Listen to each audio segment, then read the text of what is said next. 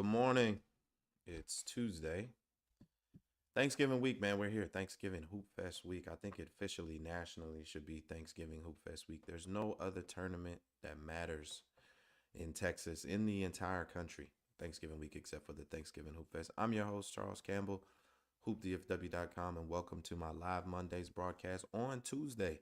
We had a terrible, terrible storm here in Dallas yesterday. Internet was really spotty.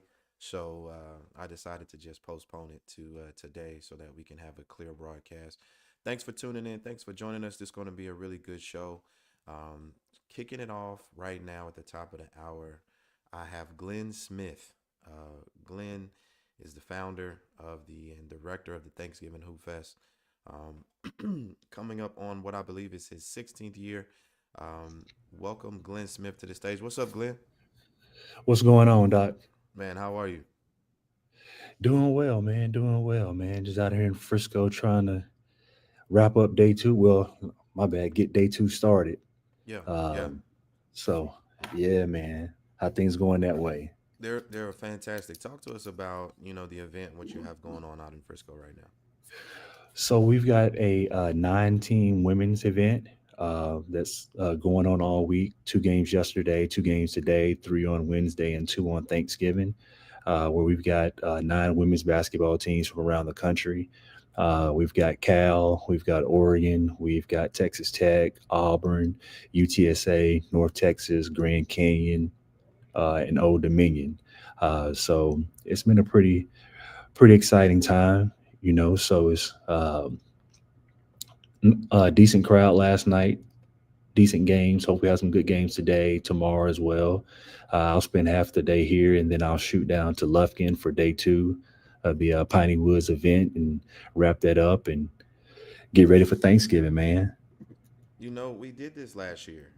We had you on the show, and I believe if I'm correct, you were at the Piney Woods Hoop Fest.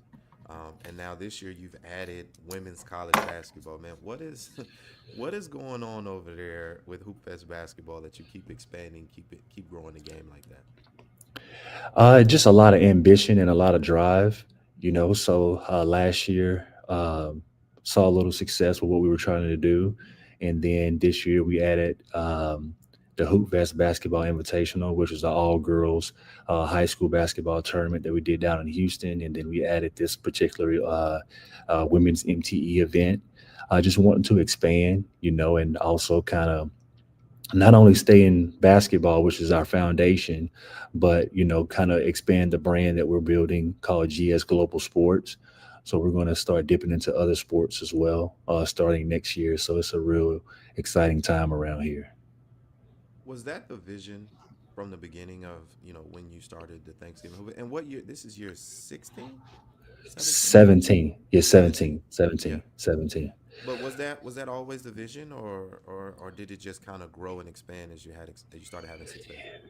It just kind of grew and expanded, and then once I started to hit certain um, goals that I hit, then I started raising those goals and started my journey. Has kind of introduced me to different people, and then it kind of realized that I don't have to be, just stay in this particular event or in this area or this geographic location, that I can expand if the product is good. And I think that I spent, a good 12 to 13 years of working on the craft and working on the product, and then being able to emulate that in other places, not only in Texas, but in the country, and then even in the Bahamas. This year's Thanksgiving Hoop Fest. Historically, obviously, we're at Duncanville High School, and Duncanville and David Peavy has been a mainstay in the Hoop Fest. He's left, gone to Florida, start with Southeastern Prep now, and he's coming back.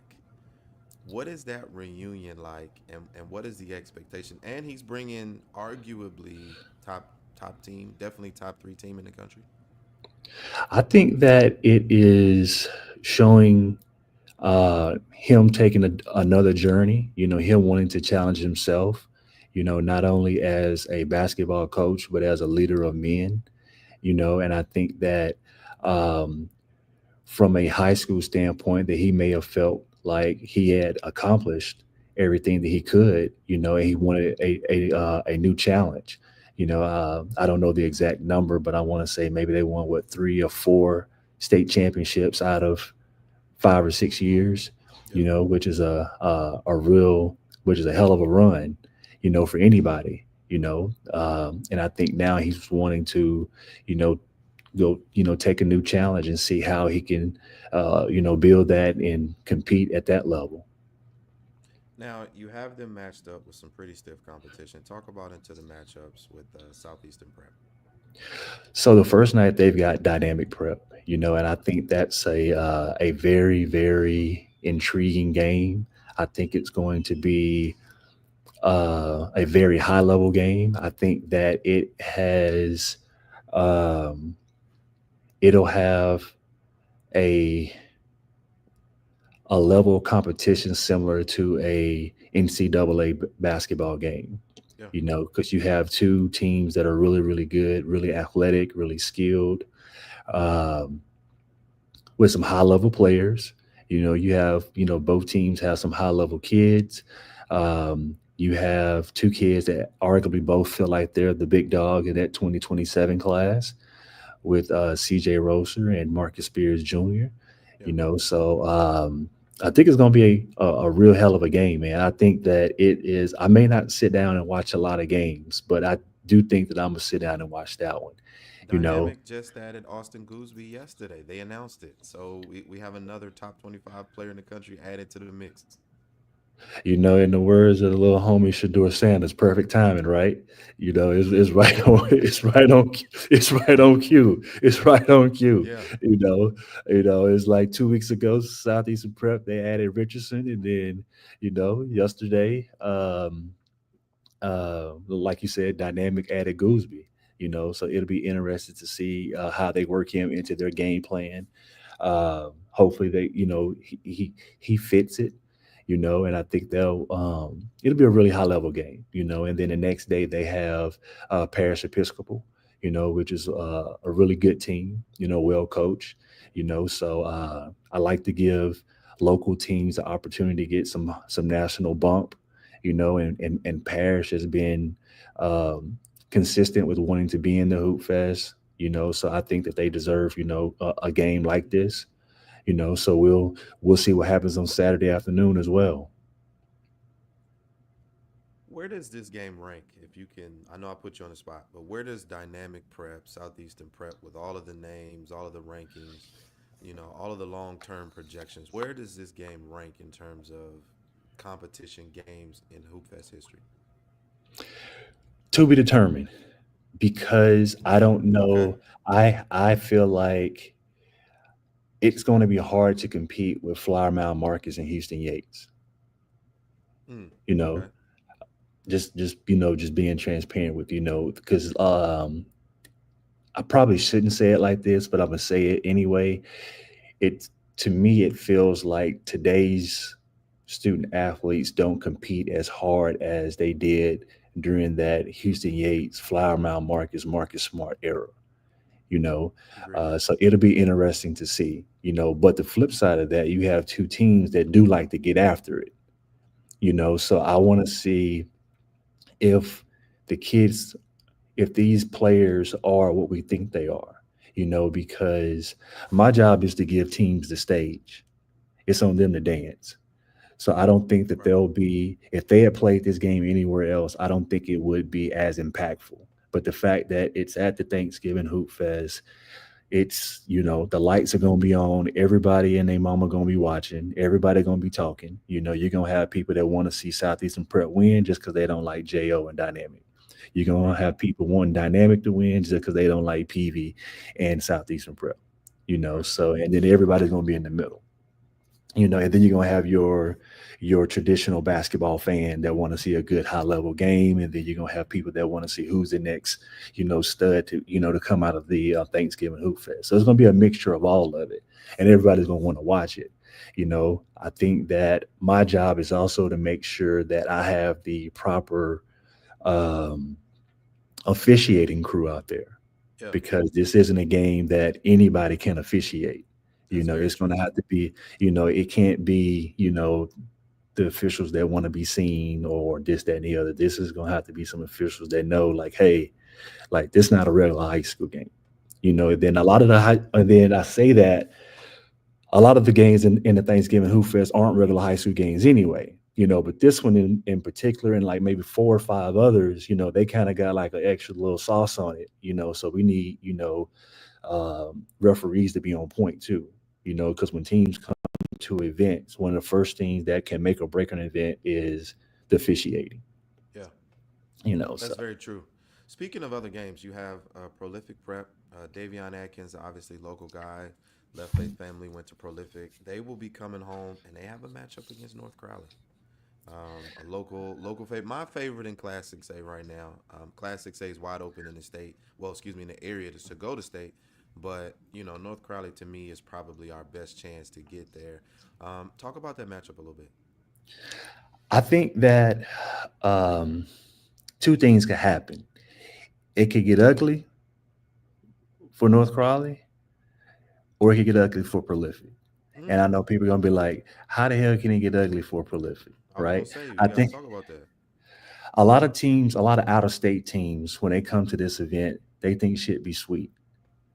They think they just, hey, the name on their jersey is just, hey, is a 15-point plus. Yeah, And I won't say a team's name, but I've had top ranked teams come and they got spanked by 30 and they won't come back. can I say Now the that? Can team I that say their name? Can I say their you names? can, you can, you Arizona can, Compass Prep. We talking about you. but I think they probably will want to spin the block and come back now, if they could, Right. but for a while, I think they had a little humble pie, because they came and they got 30 pieces. Now, don't get me wrong, like one of the guys that was on their team is an NBA champion, NBA champion. He is. He is Casey Wallace. Shout out Casey Wallace. but I say that to say, even then the night before, Jacoby Walters then probably should have beat them that Friday night, Yeah. you know. Um, but teams come to this event, thinking that, hey, I'm this team or I'm that team. But then once that ball rolls out, Dallas teams in particular, they have a certain aura and a certain confidence to where they feel like, we got the best basketball in the country anyway, Yeah. and we got the best coaches and we got the best facilities. So they don't really get starstruck when they see certain things, or certain teams. So those teams are going to have to, strap them up and going to have to play. And I think that um, I don't think Brackle and them is going to be, coming in scared or whatever. Prolific gonna have to really just come out and whoop their ass because Brackle and them not gonna come out, and be scared and timid or whatever. I was gonna say that. I think Coach Brackle, and if I'm not mistaken, I just saw him. I think he went over. I think he's up to 700 victories now. I mean, just an amazing coaching career. But Coach Brackle, but also Isaac Hayes, man. He is one of those players where he has just a huge chip on his shoulder. He feels like everybody's against him, and we're getting to see him match up against arguably best point guard in 2027. So same class, same position. That could be some fireworks for you on. And what day is that game? That is Friday or Saturday? That is Saturday night. Saturday night. Yeah. I Yep. think I Yeah. think that potentially, he gets in that mode where he's filling in a couple deep threes, the crowd is going. And it could get really interesting in the gym for sure. No doubt. I think that is one of the unique things about the Thanksgiving Hoop Fest. It Mhm. gives kids a platform and the opportunity to, you know, take what they feel like they deserve. Yeah. you know this is a good stage for him, and that program, and not to uh kind of single him out or anything like that, but this is an opportunity to where, like, hey, if you think you like that, this is the time to show that you Yeah, like that. show everybody. Show everybody. Like this is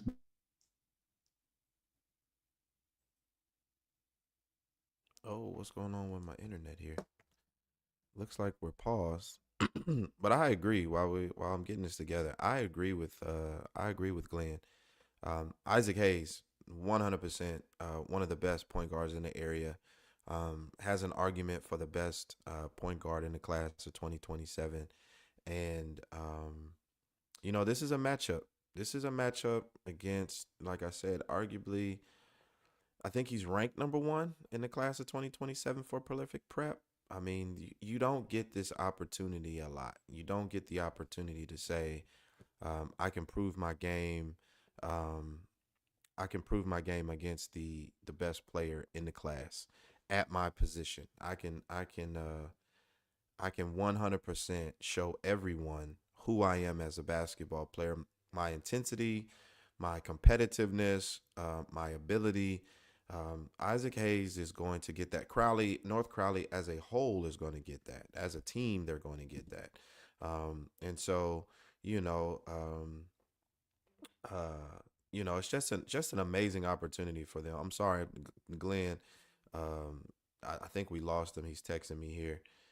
We're going to get him back in, but but back to what I was saying. Yeah, North Crowley. I have them ranked right now. Right now, they're number two in the area, in the Hoop DFW rankings. Top 6A team for me in the area.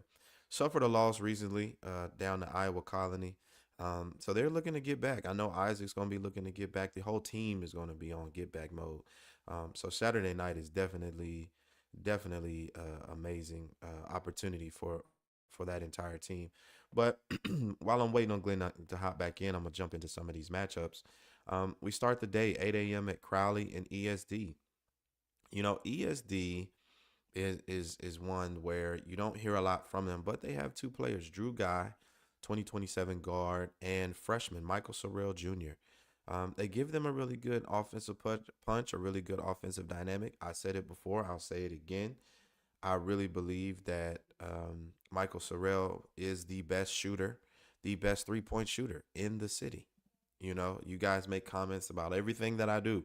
Make a comment about that. I genuinely believe that Michael Sorrell Jr., as a freshman, right now is the best 3-point shooter in the city. That's my opinion. And we're going to see it played out. We're going to see what happens with it. But a really good game to start the day. We got Campbell and Cardinal Ritter out of Missouri at 9:30 a.m. Lancaster, Pebblebrook High School at 11 a.m. And then we get into some EYBL Scholastic games, which is interesting and it's also dope.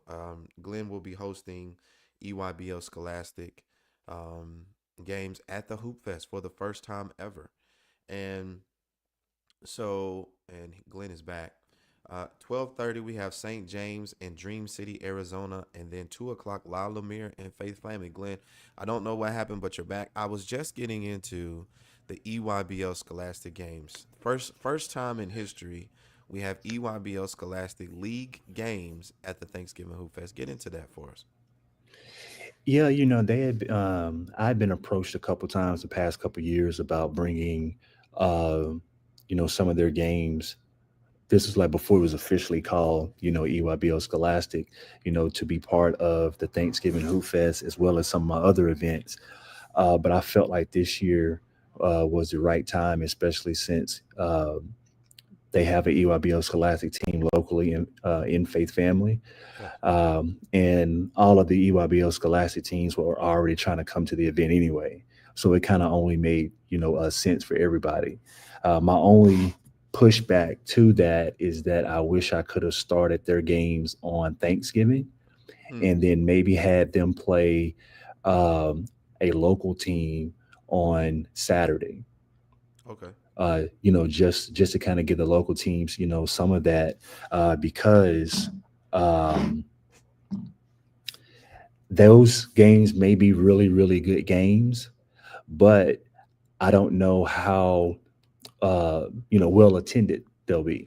Yeah. Yeah. I can agree You know, with you that. know, because they'll be great basketball games, but I don't know because people from Dallas we feel like hell. I'm gonna go watch my boy play at at Kimball or my boy play at ESD or something like Yeah. that. Yeah.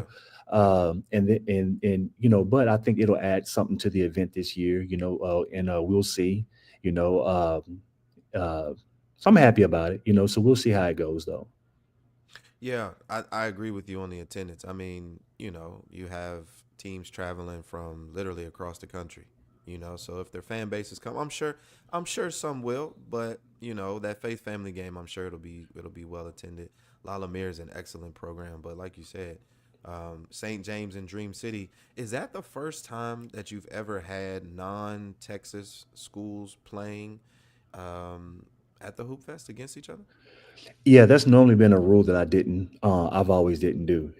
Okay. Like I've had teams approach me before about wanting to play against each other in the Hoop Fest, but for me, it just didn't make sense. And then it kind of takes away what the Hoop Fest was built on, which was Yeah. giving local and regional teams the opportunity to play against national teams and things like that. Yeah. This will be the first, and that'll probably be and it will be the only time that'll happen. Just because it just doesn't do anything, for um, to me, I feel like it doesn't do anything, for the the city, the state, or the region basketball wise. It's just Yeah. something, for them, which Right. is why if I do it again, it'll have to be. I don't say have to be unless something changes, but I would like for it to be a third game where they're Yeah. able to play against, you know, a um, a local team. Yeah. You Yeah. know, uh, so yeah, Then when at 3:30 we have a really high level game in the state. Atascocita and Red Oak. Red Oak started off hot in the preseason, kind of had some bumps right early, but they're still very much a favorite to go down to San Antonio in Class 5A. And then you bring in Atascocita, who is a statewide favorite in 6A. That could be some real fireworks. I know that game will be attended well. Red Oak is gonna bring the oh crowd. yeah, oh yeah. So that one is kind of planned out, perfect. Um, let me see. I was trying to find the schedule because I was going to tell you why I put that one right there. Yeah, Um, because right after that one, I believe is who? it's Lancaster and Special K, Ontario There Christian. we go. There we go. There we go. Man, So that whole day was kind of set. That flow was just specifically for that. yeah, Because I know that Atascocita and Red Oak is going to be a really really good game. And then that's going to get people going. Um, and then you go into that Lancaster, uh, Ontario Christian game. yeah. Which I think is going to um, it's going to be cracking. I ain't gonna lie to you. It's Hey man, listen. Last year was the first time I watched the girls basketball at Thanksgiving Hoop Fest, and I'm hooked. I'm hooked. Yeah. I'm hooked on Special K. Special K, she is something. If you have never seen Special K play from Ontario Christian, you have to watch her play. We are watching what would be like Don Staley in high school. She's that level, that type of player. Small guard, has everything in her game, but she brings a good team with her too. And to get a local team like Lancaster, I know last year, you set up the Leah Chavez game, and that had a lot of fireworks on it. But to see them against Lancaster, local, really well supported team, a powerhouse in the area, man, 5 o'clock. If you are not in your seat at 5 o'clock on Friday, you may not be able to watch this game. That's just gonna be it's gonna be packed. It's gonna be rocking. I know the DJ gonna have us doing our thing, but 5 o'clock Lancaster, Ontario, and then to follow that up with that, like we talked about, that dynamic prep Southeastern prep game. Not throwing any shade on any other games on Friday, but if you're not in your chair from 3 o'clock to 6:30, hey man, you done missed some fireworks, I'm sure. And then we nightcap it off with Putnam City North versus Duncanville boys and girls. Yeah. So that one that has a really nice flow to it. I think all the gyms got a really, really nice flow to them. Yeah, And it's some really good games everywhere. Like if you're like a really basketball savant, like you can go to any gym and see some heat. yeah, And then I feel like this is probably the hardest schedule that I've ever had to do because it's so many good teams, yeah, like really really good high level teams, all over in every gym. yeah, And when I look at it, I'm just like, wow, like I really feel like the 120 game on Saturday, Lufkin and Owasso from Oklahoma. Yeah, with Montnani and Austin Brown from Lufkin. I really like that matchup, and it's a couple others that kind of really caught my eye. I want to see Kingdom Collegiate Academy play Houston Christian on the girls' side. I want to see St. James girls play Legion Prep. yeah, Which is like that one's like it's going to be a who's who of women's college coaches. In the gym on Saturday, bouncing absolutely. from gym to gym just because of the games. And then on the men's side, I think people be happy with the teams that come in on the men's side as well. Um, but it's gonna be a good weekend, man. It's gonna be a really good weekend. You have the City Reapers from OTE coming in. Yep, yep. I mean, they're going to bring a little bit of celebrity.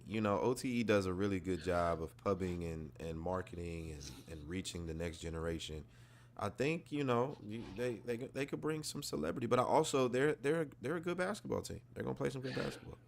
Yeah, I just hope that celebrity translates to them playing, because it could get real ugly real quick for them with high school.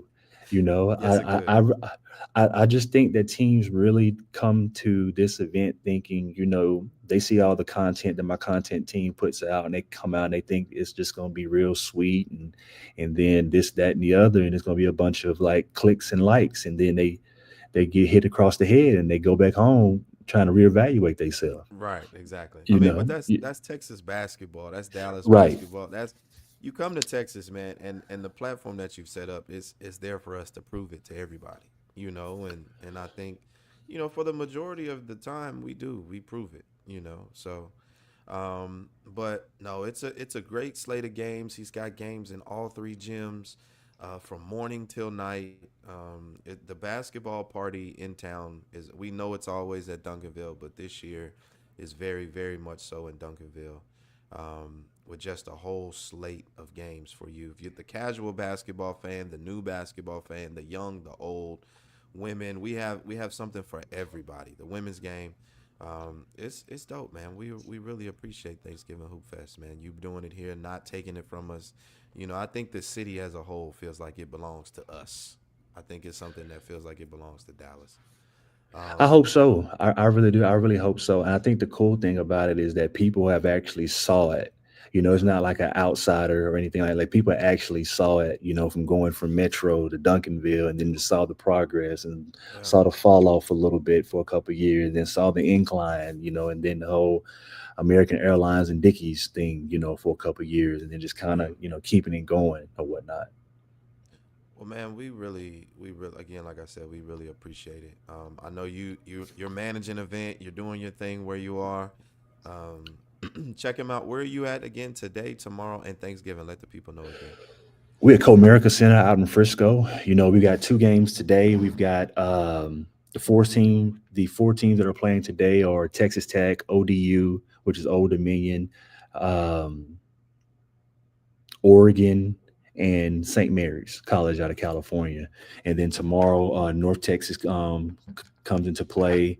Um, Auburn, Cal, and all of those guys will be there tomorrow. And then we'll finish it up on early Thursday so people can come in, watch some good games, and then make it over to the Cowboys game if that's what they're trying to do. Ooh, that's a sore spot. You just brought up the Cowboys. I mean, Oh we man. got potential, man. We have potential. Sunday was a good start to a second half of the season for us to see if we can really turn the corner. But I don't know if we want to watch us versus Kansas City on Thanksgiving. Maybe we should go watch basketball versus watching the Cowboys. Oh, here you But go. man, but Glenn, I appreciate it. Definitely appreciate you joining us. Support the Thanksgiving Hoop Fest. They can buy. Okay, are they able to purchase tickets on site or is it all online? Either or, Okay. but once it hits a certain number online, I can't sell anymore, and I think we're getting close to that. I think we're about 60% to that particular number. So I would, kind of either get there early or or go ahead and get them online now. I think a lot of it has to do with the teams, and then we're only um, releasing our merch at Thanksgiving Hoop Fest this year. Yeah. So I think a lot of people have kind of bought tickets wanting to try to get the new merch. I'm real excited about. You know, I it's for the young people. You know, the merch looks good. It's for the young people, but I might have to grab me a couple pieces though. I saw a couple things there that look good, man. That look good. So get your merch. Come watch basketball. Thanksgiving Hoop Fest, Duncanville High School, Friday, Saturday, man. It's a basketball weekend. So, but Glenn, I appreciate you joining us, man, and I will see you later this week. Ain't no doubt, man. Appreciate you so much. Thanks, man. Thanksgiving Hoop Fest 2025. Um, if you are a basketball fan of any level, any level, any genre of basketball, it's there. It's at the Hoop Fest. It is there. Any you like public school, you like private school, you like prep school, you like to run, you like to see, motion offense. I mean, anything that you want to see is at Thanksgiving Hoop Fest. Make sure you're supporting the brand, supporting Glenn Smith and his brand. But just go out and enjoy and watch some good basketball because that's exactly what it is. But moving on, I just wanted to highlight it is here. It is here. The official Hoop DFW, the magazine, has been released. I was at the Noble Classic this weekend and sold a ton of them. So thank you to everybody who who has supported. Check these photos out. Van Can Cam, Vanessa Cabrera did an amazing job with our photo shoot. But support the magazine. We got an article on Dwight Gentry. We have some team rankings. You obviously know about that team rankings here. High school season preview. But one of the things that I know all of you guys are interested in is you have your class 2026 rankings. You have your 27 and 28 watch list. And some people say, well, why didn't you do rankings? I just, the landscape of high school basketball has changed a lot. It really, really has. And we still do it, but we get into ranking players so young, and so many players don't pan out. But there's so many expectations and so much expected of them, like in fifth grade, and it's ridiculous. So, one of the things that I do, and I do a ranking, but for the magazine's sake, for me, and look at the back, we got the Thanksgiving Hoop Fest ad. Thanks, Glenn, for supporting it.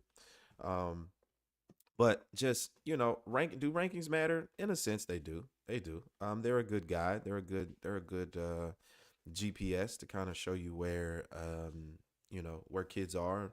But I don't believe in any way do they tell us exactly where they're going. In my 10 years of doing this, I've seen so many kids ranked nationally, McDonald's All Americans. I've been to the McDonald's All American game multiple times, and I've seen and met all of those kids, and everybody doesn't pan out, but um, support the magazine. Get your magazine, and for this week only, Thanksgiving Hoop Fest week, it is $10. Magazine is $10.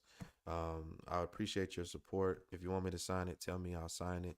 And it's also, something to get at the Thanksgiving Hoop Fest because now all of these players will be there, and you could get you a keepsake, signed photos. Um, get you some signed photos, some keepsake. Maybe you'll catch up on someone that becomes a pro later on in their career. But back to the news.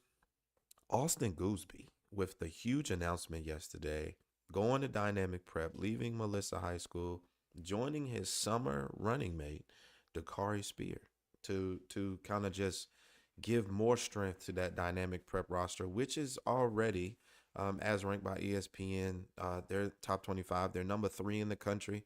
Adding Gooseby, really, if we're just talking about rosters and roster moves, really pushes them up towards um, that number one piece. But we get to see it at Thanksgiving Hoop Fest. Beckham Black and company are coming home. They're ranked top 5 in the country. You get to see a really, really good matchup. And now Austin Gooseby's thrown in the mix. There's a lot of chatter on my social media. I released it before they announced that I made the announcement that he was transferring. And there was a lot of chatter about, are kids able to do this? Is this what they're supposed to be doing? And I think, excuse me, I think one of the things we first need to do is one, remember we're talking about kids. We're talking about teenagers, young people, young men. We're not talking about pros. We're not talking about adults.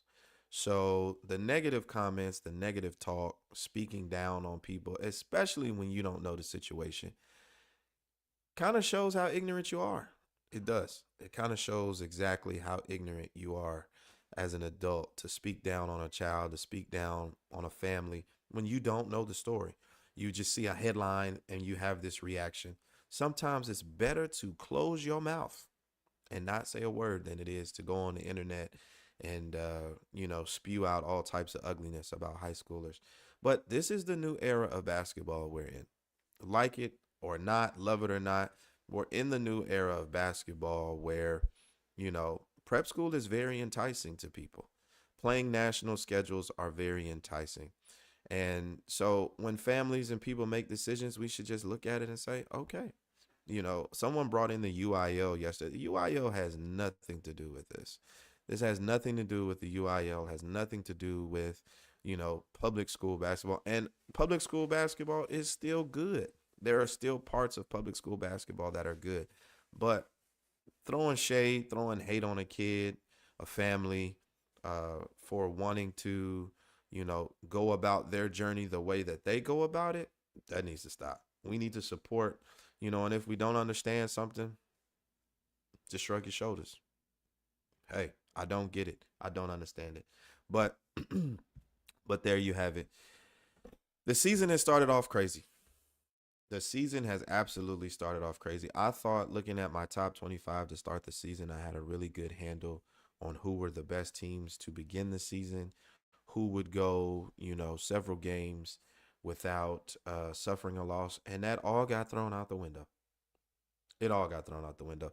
Made me look like I had no idea what I'm talking about. I mean, nobody expected for Grand Prairie to 20-piece Red Oak. Nobody thought about that. Nobody said, hey, Grand Prairie. And Grand Prairie is very good. Stephen McLeod, Felix Ocam, Barron coaching over there. It's just a great, program. I visited them this summer, but we still didn't think because Red Oak they're still, to me, it's early. They are still one of the best teams in the state of Texas in the class of 5A. But yeah, my rankings, they took a hit and it's like that. It's like that. But hey, I put my opinion out there and, the results are what they are. But let's run down it a little bit. We got Dallas Carter at number one. They are running. I did not expect for them to open the season with a big win on Melissa.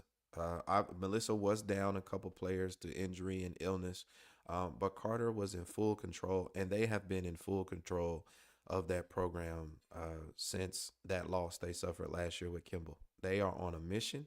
They are here to prove it to me and to everybody else that they are the best team in the state of Texas, not just Dallas, in the state of Texas. Someone said to me on Twitter yesterday, it's a bold statement when I say that the best team in the area, they said state, but obviously my rankings are the area, but the best team in the area is in Class 4A.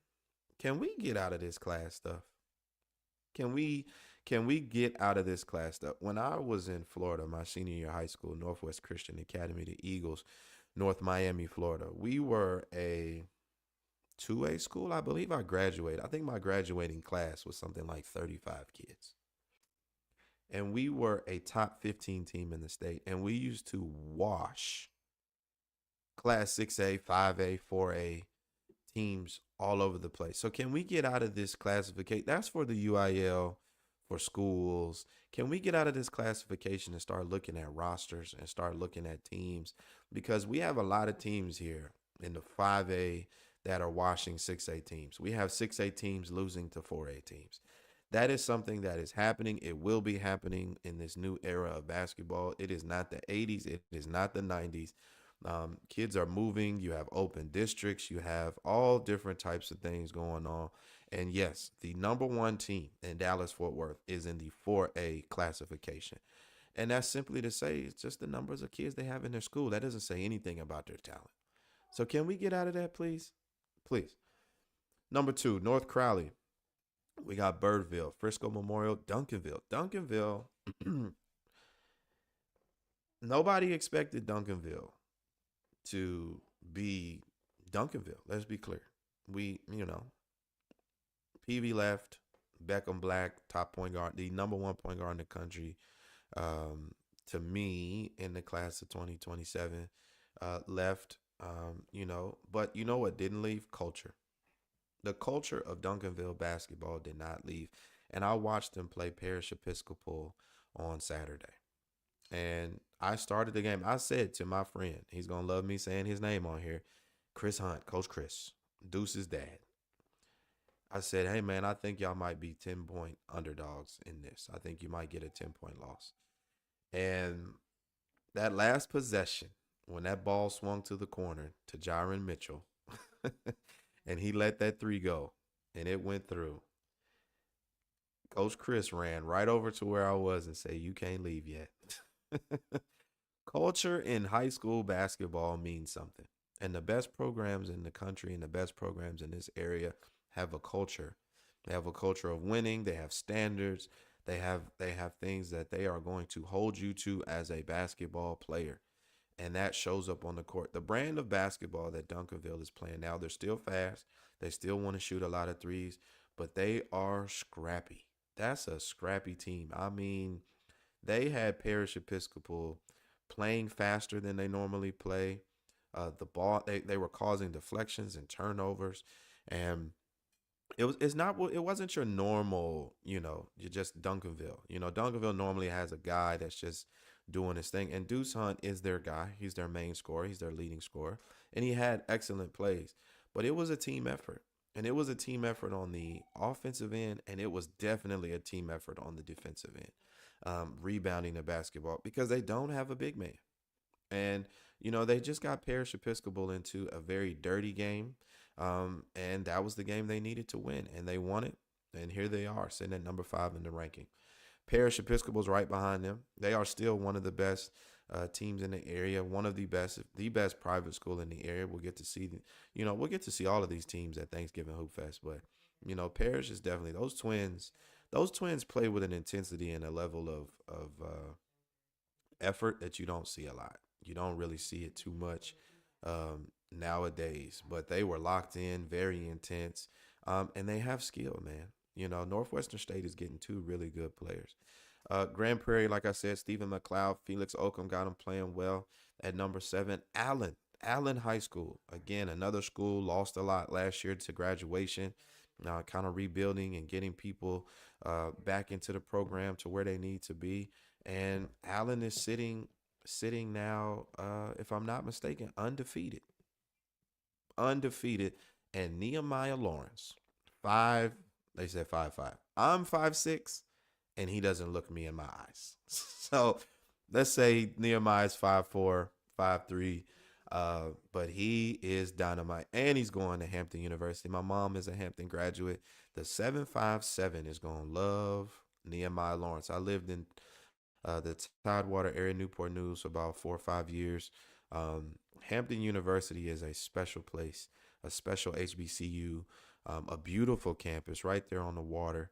But they're going to love Nehemiah Lawrence, man. He's got a lot of heart, a lot of ability, strong, handles it, runs the show, commands everything. Nehemiah Lawrence is one of the best guards. He's my first team preseason all DFW pick at point guard, and he's proven me right now. 28 and a half points a game for Nehemiah Lawrence and leading his team.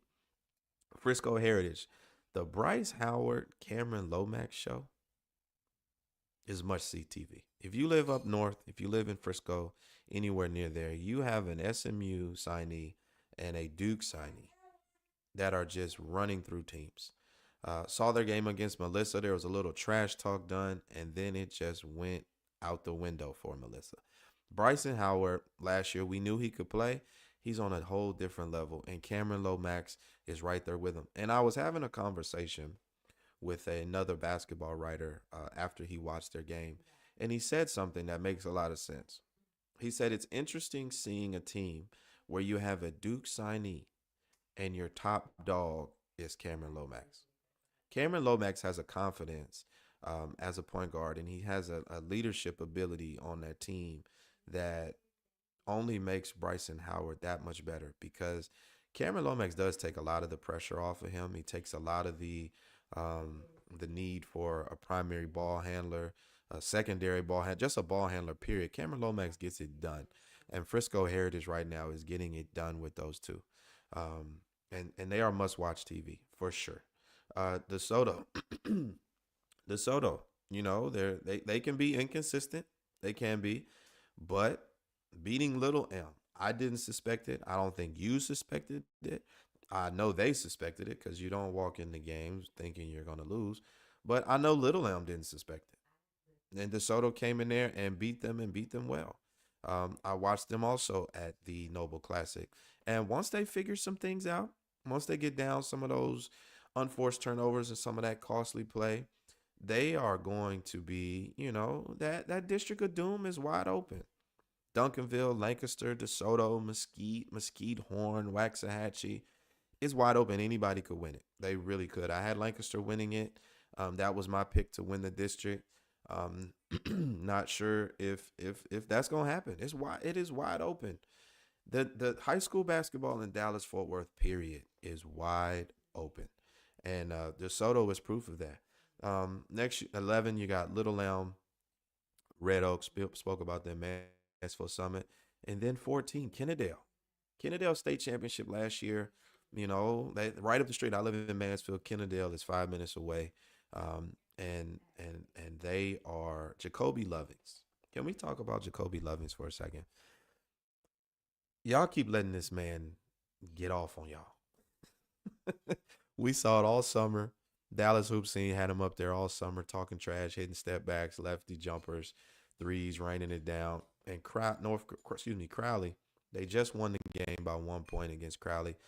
Jacoby Lovins looks at the camera and says, they said they were going to beat us by 40.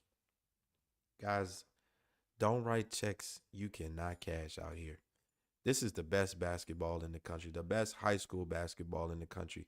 Prep school aside, people leaving, everybody who left, all that. There are still so many prospects here. And Jacoby Lovings has Kennedale rocking and rolling as their emotional leader with a lot of energy. And is he the best trash talker in DFW?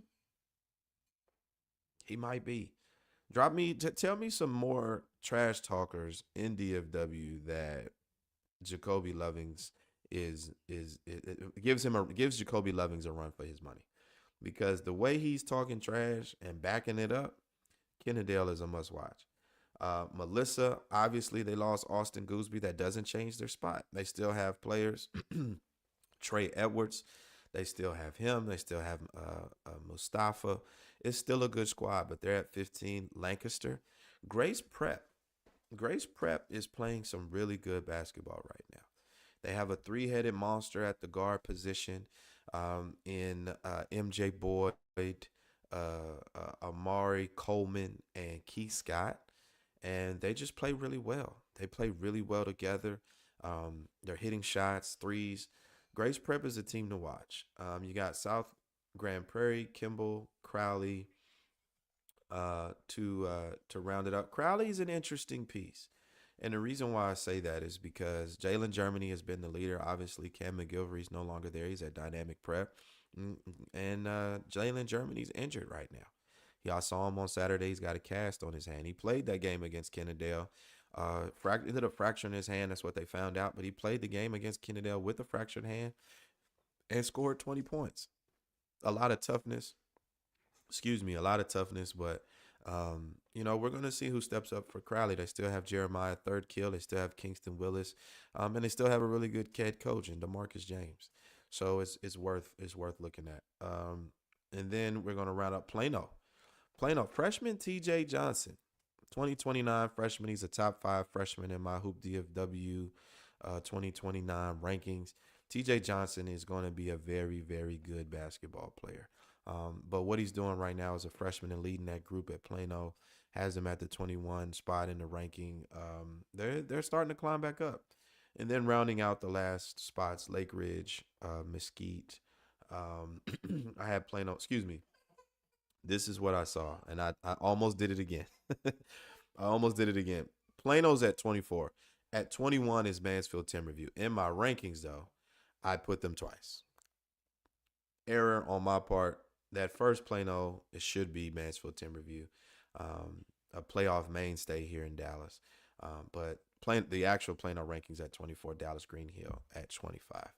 But, you know, we are in a really good place. There's really, you can't say, oh, this team is the best team. This team is not. I think the only one we could probably say that about right now is Carter. I don't see Class 4A in the state of Texas having anything for them. The same way Campbell ran through the state last year and ran through the playoffs and ran down the state and won by 30, 40 points the state championship game.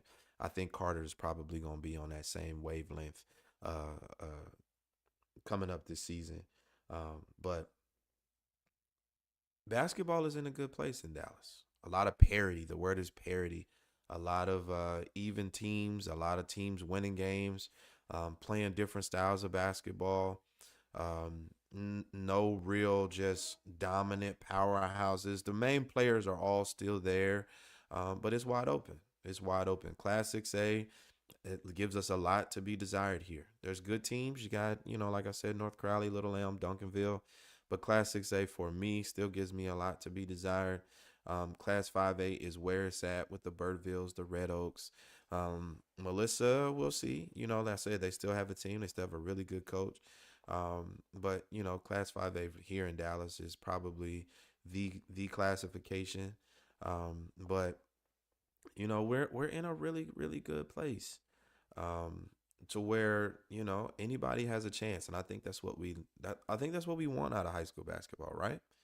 As much as we complain about, and I don't know why we're complaining, because unless it's your kid, um, I don't even understand why we're having such strong feelings about kids leaving and going places. But even with everyone that has gone off to prep school, um, it kind of gives and leaves Dallas Fort Worth public high school basketball and private high school basketball in a place to where it's anybody's game on any given night. I watched several good games at the Noble Classic. Shout out Jay Fry. Noble Classic games, several great performances by players. And it's like I didn't have to sit through, and y'all know, somebody said it to me. Hey man, we know you hate watching bad basketball. You will leave. I sure will. I have a beautiful 4 month old. I don't know if you can hear her in the background. She's making noise. I can't wait to get off this podcast. I love this. I love y'all. I cannot wait to get off this podcast and spend time with my daughter. But I have a beautiful 4 month old, and when bad basketball starts, I will leave. See you later. But at the Noble Classic, there were a lot of good games. A lot of good games. And like I said, capped it off with that Duncanville Parish game. If you missed it, you missed a really good one. Really good competition and a great crowd, a great venue. Paul Quinn College is beautiful. That is a beautiful gym. And it was a great game, great venue, great event. So, but as we're closing it out, this episode is a little bit longer than what I normally do. I wanted to talk to Glenn and kind of get his insight on the Thanksgiving Hoop Fest and kind of do some previews there. But we're going to start a Player of the Week, Hoop DFW Player of the Week segment, where we're highlighting performances, players that are doing it all, showing it all for their team, for their community. And so this week, Players of the Week, we got two. We have two Players of the Week. First up is Bryce Dixon at the Colony. Went back and, I'm the class of 2002. My junior year, I was at Mesquite High School. We played against the Colony at Collin County College. And as a matter of fact, Cleve Ryan, I talked to him this weekend, head coach of the Colony, was an assistant coach on that team. So he actually, it doesn't remember me at all because we got dogged, stomped. But he watched me play high school basketball, which is really cool, right? It's really cool. But Bracy Wright, all-American player, went to Indiana, saw some time in the NBA with the Minnesota Timberwolves. That team was loaded. Him, Darren Williams, Bam Harmon. That was a loaded team at the Colony. But Bryce Dixon did something that no player has done in over 23 years. Broke Bracy Wright's scoring record of 45 points. Bryce Dixon put up a 48 ball. But what's interesting about it is that his team only scored 52. Only two other players on his team scored, and each of them scored 2 points. Bryce Dixon put up 48 points in an effort for his team and, broke the record. But 48 out of 52 points in 32 minutes is impressive. I didn't see that game. I wasn't there, but impressive performance. But his stats on the week, listen to these stats: 39 and a half points, 8 rebounds, and 3 steals is what he's averaging, what he averaged at the Noble Classic. Dakari Spear left the Colony. He is at Dynamic Prep. The ball gets handed to Bryce Dixon, and boom, he's given the same scoring output. So Bryce Dixon, congratulations. You're our one of our players of the week. 39 and a half points per game, 8 rebounds per game, and 3 steals per game this weekend at the Noble Classic. Player number 2, I just talked about him going to the 757 Hampton University commit signee, Nehemiah Lawrence of Allen. The 5'5 guard right now is averaging 28.2 points per game and 5.8 steals. 5.8 steals. The points are impressive, but almost 6 steals a game in high school, period, in rec league, anywhere. 6 steals a game just shows just how scrappy and the effort that you're putting in. So those are our 2 players of the week: Bryce Dixon, Nehemiah Lawrence. Shout out to you guys. Congratulations on a great week. Man, this was a great episode of Live Mondays on a Tuesday. We're going to do them on Mondays. We are going to recap Thanksgiving Hoop Fest next week. I'll be having special guests. Make sure you're there. Make sure you're getting there. As we're leaving, I just want to talk about, and it seems to come up a lot. We used to talk about it, me and Ani and Brandon, but parents, parents, parents, parents, parents, the comments, the posts, the criticizing of everything. You guys criticize everything except for your kid. You take shots at everybody. Myself, other media guys, high school coach. You don't like what's happening for you at the high school? I'm leaving. We've had several players transfer. The season is 3 weeks old, and we've had several players leave already. Leave high school. Because let me clarify, because I spoke on the Gooseby situation. Gooseby was the man at his school. He's a Texas signee. He's a made man. He's going high major Division I, and arguably will be a McDonald's All-American. So playing time isn't an issue. What he's being asked to do wasn't an issue. He's not a player that, it's not going my way, so I'm going to take my ball and go home. That's not that situation. So there is no contradiction to what I'm saying and what I'm about to say to that Austin Gooseby situation. That's just something they figured, hey, I want to go. I want to get ready for college. They got a shot clock. That's another thing we need in Texas is a shot clock. We badly need a shot clock. We badly need a shot clock. Badly. And so they want to get ready for college. Where can he do that at better than Dynamic Prep? But this is not that situation. But back to what I was saying. We've already had players mad about their playing time, mad about this, and they're leaving. And parents, you guys criticize me and coaches and everyone else, and you're mad at everybody else except your kid. There has to be some type of accountability. There has to be. There has to be accountability to your player. If you're not sitting in practice watching them, and if you're I know a player right now.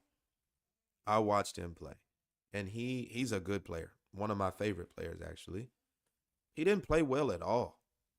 Really stunk the gym up. I'm going to be honest. It was bad. And then I recently found out he transferred because it wasn't going his way. But could it not be going your way because you're stinking the gym up? What are we teaching our kids that we don't want them to experience adversity?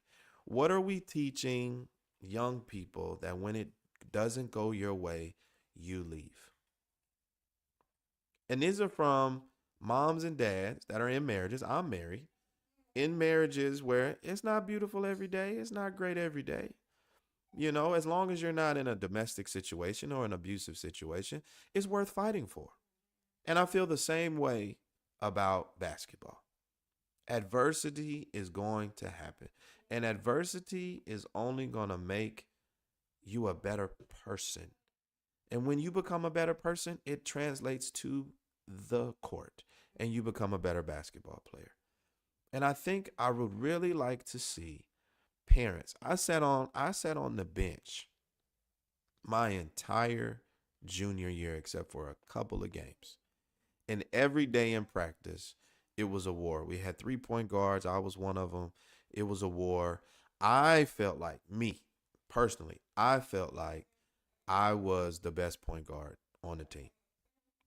It's debatable. It was debatable then. It can be debated now at 41 years old when I talk to my boys. But I sat on the bench and I pouted and I had an attitude and things weren't going my way. And I checked out of school and instead of standing there and taking on the adversity and allowing the adversity to build in me what it needed to build. Because the reality is, I left after my junior year. I didn't leave in the season. After my junior year, I transferred down to Florida, like I said, Northwest Christian Academy. And I faced that same adversity. Yes, I was the starter. Yes, we had a national schedule. Yes, we were a Nike elite team. We had all of the gear and it looked great. But I faced the same adversity on the floor in practice with my team that I faced the year before. And had I learned the lesson before, I wouldn't have to learn it again. Parents, hold your kids accountable. Hold yourselves accountable. I'm a dad. My oldest is 17. My youngest is 4 months. I have 4 kids, and I hold them all accountable. Let's think about this basketball game bigger than just on the floor and think about what it produces in us as people and where it can take us. I'm Charles Campbell, man. This is Hoop DFW Live Mondays. Thank you for tuning in. I'll see you next week.